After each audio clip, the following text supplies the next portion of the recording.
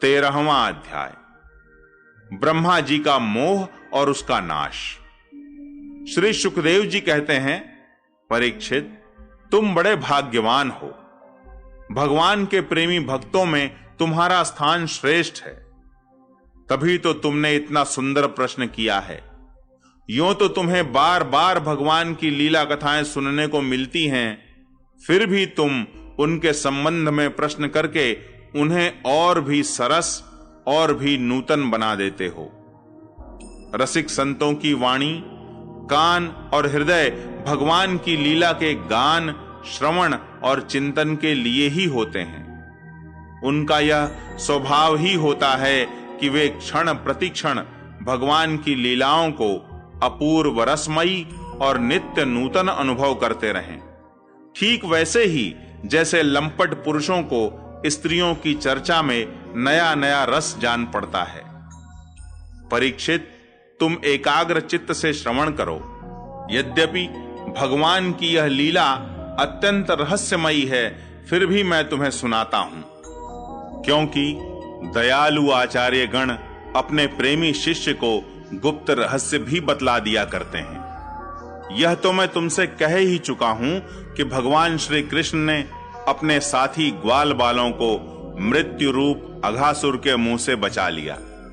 इसके बाद वे उन्हें यमुना के पुलिन पर ले आए और उनसे कहने लगे, मेरे प्यारे मित्रों, यमुना जी का यह पुलिन अत्यंत रमणीय है। देखो तो सही, यहाँ की बालू कितनी कोमल और स्वच्छ है। हम लोगों के लिए खेलने की तो यहाँ सभी सामग्री विद्यमान है। देखो, एक और रंग बिरंगे कमल खिले हुए हैं और उनकी सुगंध से खींचकर भौरे गुंजार कर रहे हैं, तो दूसरी ओर सुंदर सुंदर पक्षी बड़ा ही मधुर कलरव कर रहे हैं, जिसके प्रतिध्वनि से सुशोभित वृक्ष इस स्थान की शोभा बढ़ा रहे हैं। अब हम लोगों को यहां भोजन कर लेना चाहिए, क्योंकि दिन बहुत चढ़ आया है और हम लोग भूख से पीड़ित हो रहे हैं। बछड़े पानी पीकर समीप ही धीरे धीरे हरी हरी घास चरते रहें। ग्वाल बालों ने एक स्वर से कहा, ठीक है, ठीक है। उन्होंने बछड़ों को पानी पिलाकर हरी हरी घास में छोड़ दिया और अपने अपने छीके खोल खोलकर भगवान के साथ बड़े आनंद से भोजन करने लगे। सबके बीच में भगवान श्री कृष्ण बैठ गए। उनके चारों ओर ग्वाल बालों ने बहुत सी मंडलाकार पंक्तियां बना लीं और एक से एक सटकर बैठ गए। सबके मुंह श्री कृष्ण की ओर थे और सबकी आंखें आनंद से खिल रही थीं। वन भोजन के समय श्री कृष्ण के साथ बैठे हुए ग्वाल बाल ऐसे शोभायमान हो रहे थे, मानो कमल की कर्णिका के चारों ओर उसकी छोटी बड़ी पंखुड़ियां सुशोभित हो रही हूं। कोई पुष्प तो कोई पत्ते और कोई कोई पल्लव, अंकुर, फल, छीके, छाल एवं पत्थरों के पात्र बनाकर भोजन करने लगे।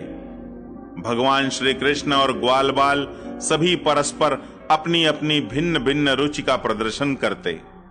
कोई किसी को हंसा देता तो कोई स्वयं ही हंसते हंसते लोटपोट हो जाता। इस प्रकार वे सब भोजन करने लगे। उस समय श्री कृष्ण की छटा सबसे निराली थी। उन्होंने मुरली को तो कमर की फेंट में आगे की ओर खोस लिया था। सिंगी और बेंत बगल में दबा लिए थे।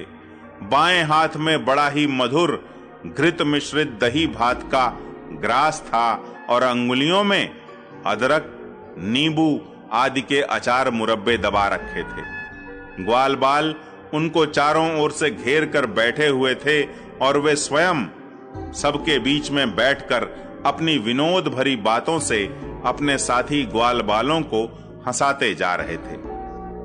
जो समस्त यज्ञों के एकमात्र भोक्ता हैं, वे ही भगवान ग्वाल बालों के साथ बैठकर इस प्रकार बाल लीला करते हुए भोजन कर रहे थे और स्वर्ग के देवता आश्चर्यचकित होकर यह अद्भुत लीला देख रहे थे। भरतवंश शिरोमणे इस प्रकार भोजन करते करते ग्वाल बाल भगवान की इस रसमयी लीला में तन्मय हो गए। उसी समय उनके बछड़े हरी हरी घास के लालच से घोर जंगल में बड़ी दूर निकल गए। जब ग्वाल बालों का ध्यान उस ओर गया तब तो वे भयभीत हो गए।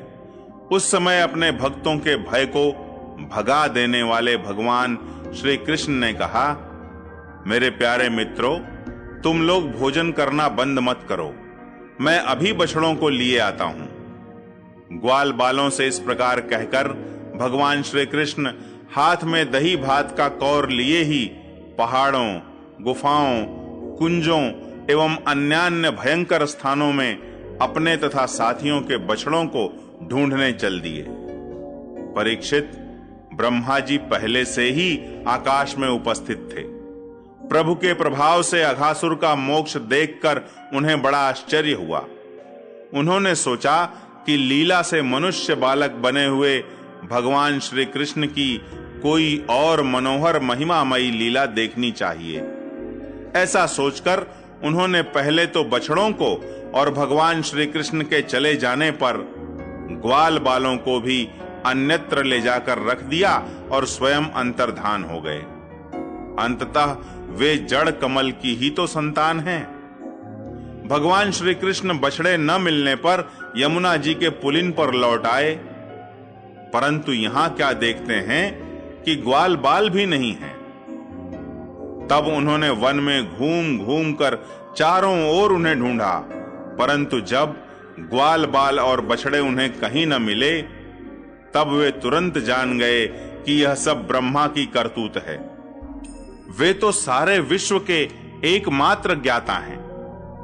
अब भगवान श्री कृष्ण ने बछड़ों और ग्वाल बालों की माताओं को तथा ब्रह्मा जी को भी आनंदित करने के लिए अपने आप को ही बछड़ों और ग्वाल बालों दोनों के रूप में बना लिया, क्योंकि वे ही तो संपूर्ण विश्व के कर्ता सर्वशक्तिमान ईश्वर हैं। परीक्षित, वे बालक और बछड़े संख्या में जितने थे, जितने छोटे छोटे उनके शरीर थे, उनके हाथ पैर जैसे जैसे थे, उनके पास जितनी और जैसी छड़ियां, सिंगी, बांसुरी, पत्ते और छीके थे, जैसे और जितने वस्त्राभूषण थे, उनके शील, स्वभाव, गुण, नाम, रूप और अवस्थाएं जैसी थीं। जिस प्रकार वे खाते, पीते और चलते थे, ठीक वैसे ही और उतने ही रूपों में सर्वस्वरूप भगवान श्री कृष्ण प्रकट हो गए। उस समय यह संपूर्ण जगत विष्णु रूप है। यह वेदवाणी मानो मूर्तिमती होकर प्रकट हो गई। सर्वात्मा भगवान स्वयं ही बछड़े बन गए और स्वयं ही ग्वाल बाल। अपने आत्म स्वरूप बछड़ों को अपने आत्म स्वरूप ग्वाल बालों के द्वारा घेर कर अपने ही साथ अनेकों प्रकार के खेल खेलते हुए उन्होंने व्रज में प्रवेश किया। परीक्षित, जिस ग्वाल बाल के जो बछड़े थे, उन्हें उसी ग्वाल बाल के रूप से अलग अलग ले जाकर उसकी बाखल में घुसा दिया और विभिन्न बालकों के रूप में उनके भिन्न भिन्न घरों में चले गए। ग्वाल बालों की माताएं बांसुरी की तान सुनते ही जल्दी से दौड़ आईं। ग्वाल बाल बने हुए परब्रह्म श्री कृष्ण को अपने बच्चे समझकर हाथों से उठाकर उन्होंने जोर से हृदय से लगा लिया। वे अपने स्तनों से वात्सल्य स्नेह की अधिकता के कारण सुधा से भी मधुर और आसव से भी मादक चुचुआता हुआ दूध उन्हें पिलाने लगी। परीक्षित, इसी प्रकार प्रतिदिन संध्या समय भगवान श्री कृष्ण उन ग्वाल बालों के रूप में वन से लौट आते और अपनी बाल सुलभ लीलाओं से माताओं को आनंदित करते। वे माताएं उन्हें उबटन लगाती, नहलाती, चंदन का लेप करती और अच्छे अच्छे वस्त्रों तथा गहनों से सजाती। दोनों भौहों के बीच में डीठ से बचाने के लिए काजल का डिठौना लगा देती तथा भोजन कराती और तरह तरह से बड़े लाड प्यार से उनका लालन पालन करती। ग्वालिनों के समान गौएं भी जब जंगलों में से चरकर जल्दी जल्दी लौटती और उनकी हुंकार सुनकर उनके प्यारे बछड़े दौड़कर उनके पास आ जाते, तब वे बार बार उन्हें अपनी जीभ से चाटती और अपना दूध पिलाती। उस समय स्नेह की अधिकता के कारण उनके थनों से स्वयं ही दूध की धारा बहने लगती। इन गायों और ग्वालिनों का मातृभाव पहले जैसा ही ऐश्वर्य ज्ञान रहित और विशुद्ध था। हां, अपने असली पुत्रों की अपेक्षा इस समय उनका स्नेह अवश्य अधिक था। इसी प्रकार भगवान भी उनके पहले पुत्रों के समान ही पुत्र भाव दिखला रहे थे, परंतु भगवान में उन बालकों के जैसा मोह का भाव नहीं था कि मैं इनका पुत्र हूं।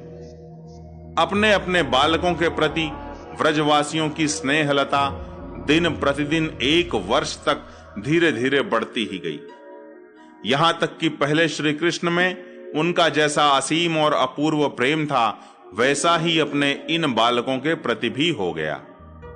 इस प्रकार सर्वात्मा श्री कृष्ण बछड़े और ग्वाल बालों के बहाने गोपाल बनकर अपने बालक रूप से वत्स रूप का पालन करते हुए 1 वर्ष तक वन और गोष्ठ में क्रीड़ा करते रहे।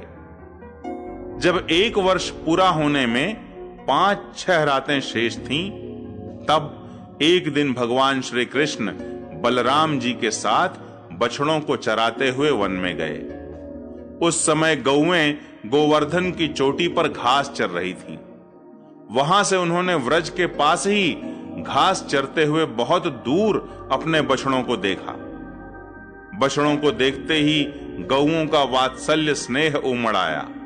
वे अपने आप की सुध बुध खो बैठी और ग्वालों के रोकने की कुछ भी परवाह न कर जिस मार्ग से वे न जा सकते थे, उस मार्ग से हुंकार करती हुई बड़े वेग से दौड़ पड़ी।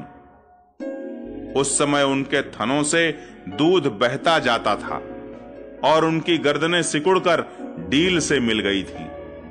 वे पूंछ तथा सिर उठाकर इतने वेग से दौड़ रही थीं कि मालूम होता था मानो उनके 2 ही पैर हैं। जिन गौओं के और भी बछड़े हो चुके थे, वे भी गोवर्धन के नीचे अपने पहले बछड़ों के पास दौड़ आईं और उन्हें स्नेहवश अपने आप बहता हुआ दूध पिलाने लगीं।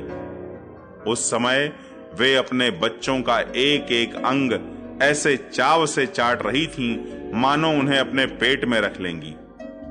गोपों ने उन्हें रोकने का बहुत कुछ प्रयत्न किया, परंतु उनका सारा प्रयत्न व्यर्थ रहा।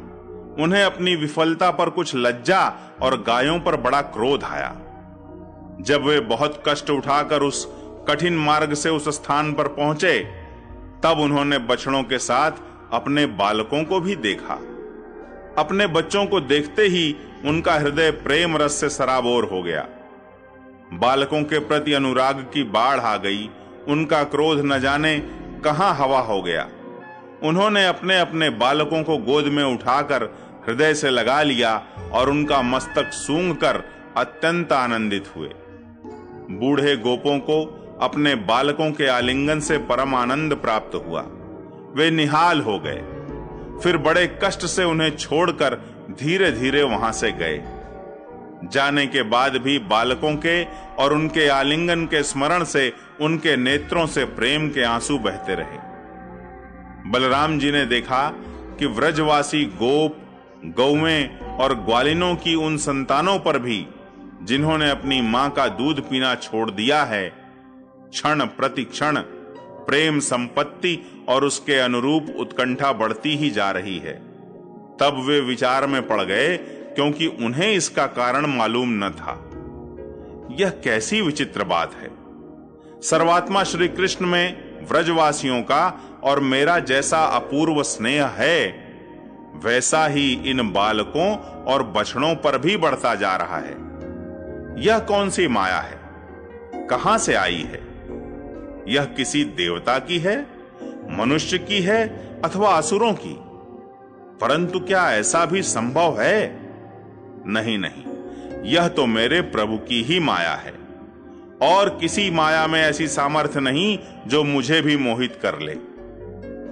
बलराम जी ने ऐसा विचार करके ज्ञान दृष्टि से देखा तो उन्हें ऐसा मालूम हुआ कि इन सब बछड़ों और ग्वाल बालों के रूप में केवल श्री कृष्ण ही श्री कृष्ण हैं। तब उन्होंने श्री कृष्ण से कहा, भगवन, ये ग्वाल बाल और बछड़े न देवता हैं और न तो कोई ऋषि ही। इन भिन्न भिन्न रूपों का आश्रय लेने पर भी आप अकेले ही इन रूपों में प्रकाशित हो रहे हैं। कृपया स्पष्ट करके थोड़े में ही यह बतला दीजिए कि आप इस प्रकार बछड़े, बालक, सिंगी, रस्सी आदि के रूप में अलग अलग क्यों प्रकाशित हो रहे हैं। तब भगवान ने ब्रह्मा की सारी करतूत सुनाई और बलराम जी ने सब बातें जान ली। परीक्षित, तब तक ब्रह्मा जी ब्रह्मलोक से व्रज में लौट आए। उनके कालमान से अब तक केवल एक त्रुटि, अर्थात जितनी देर में तीखी सुई से कमल की पंखुड़ी छिदे समय व्यतीत हुआ था। उन्होंने देखा कि भगवान श्री कृष्ण ग्वाल, बाल और बछड़ों के साथ 1 साल से पहले की भांति ही क्रीड़ा कर रहे हैं। वे सोचने लगे, गोकुल में जितने भी ग्वाल, बाल और बछड़े थे वे तो मेरी मायामयी शैया पर सो रहे हैं। उनको तो मैंने अपनी माया से अचेत कर दिया था। वे तब से अब तक सचेत नहीं हुए। तब मेरी माया से मोहित ग्वाल, बाल और बछड़ों के अतिरिक्त ये उतने ही दूसरे बालक तथा बछड़े कहां से आ गए जो 1 साल से भगवान के साथ खेल रहे हैं। ब्रह्मा जी ने दोनों स्थानों पर दोनों को देखा और बहुत देर तक ध्यान करके अपनी ज्ञान दृष्टि से उनका रहस्य खोलना चाहा, परंतु इन दोनों में कौन से पहले के ग्वाल, बाल हैं और कौन से पीछे बना लिए गए हैं, इनमें से कौन सच्चे हैं और कौन बनावटी, यह बात वे किसी प्रकार न समझ सके। भगवान श्री कृष्ण की माया में तो सभी मुग्ध हो रहे हैं, परंतु कोई भी माया मोह भगवान का स्पर्श नहीं कर सकता। ब्रह्मा जी उन्हीं भगवान श्री कृष्ण को अपनी माया से मोहित करने चले थे, किंतु उनका मोहित करना तो दूर रहा, वे अजन्मा होने पर भी अपनी ही माया से अपने आप मोहित हो गए।